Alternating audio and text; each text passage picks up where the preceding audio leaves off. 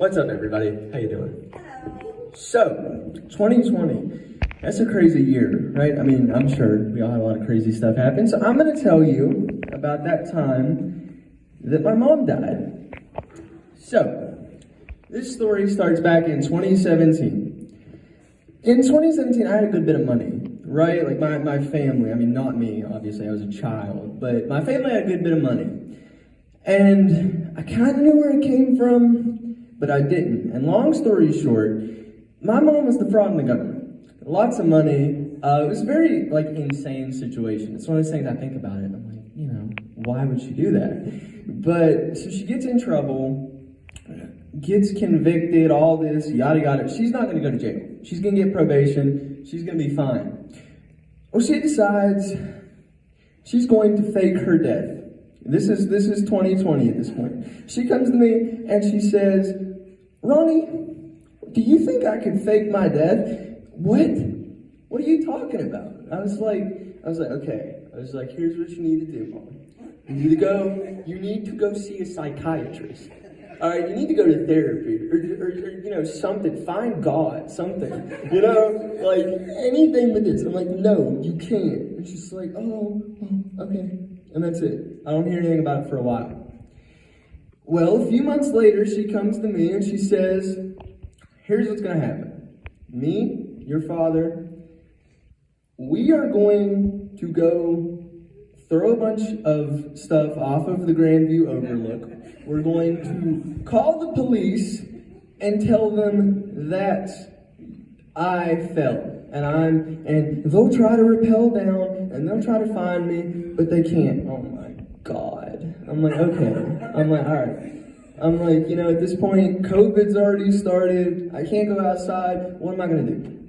So I'm like, okay, whatever. They're like, oh, but they're not going to believe us if we tell them. You got to do it. What?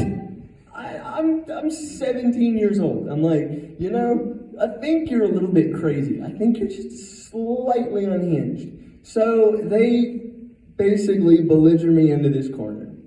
Like, here's what's going to happen. Yada, yada. You don't have a choice. It was a lot of stuff. I don't want to be bring down. It was a lot of stuff. So they're like, okay. So we go out there. And her plan was amazing. I tell you guys, this woman, she was a criminal mastermind.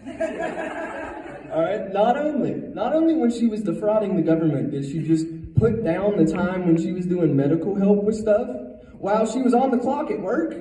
I mean, like, genius, right? She decides she's gonna fake her death. She's not even gonna leave the state. She's gonna chill in the house at home. They'll never look for her there. I mean, yeah, she's on probation and this, that, and everything. Oh, they're not gonna look. I mean, she's so smart, right? So we're like, okay. And so I thought, she was gonna carve herself out a little hidey hole, I don't know, take a hammer, break open the wall and crawl inside, like put a blanket over it or something, hide in a suitcase, I don't know, something. So we go out there and my dad's like, now's the time, you gotta do this, Ronnie. So I'm like, okay. So they throw the stuff, they call the police, they make me give my report. Oh my God, we're in a state park. I mean, Grandview State Park. I don't know if you guys know, they have cameras in every single square inch of that park. If Bigfoot was at Grandview State Park, we would know. All right, Bigfoot, he would be there. So, a couple of days go by, and you can tell these cops are getting a little suspicious. Not of me, but they're getting a little suspicious.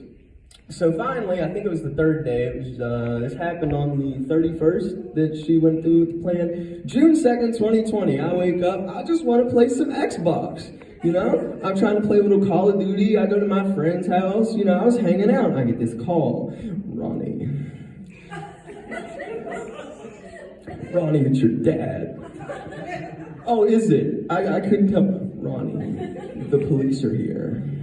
They're searching our phones. You have to come home. Oh, great. Okay. So I take my little walk and stroll my happy ass home. And I'm like, okay. I got nothing on my phone. I'm not worried. Whatever. This is their problem now. This is their issue.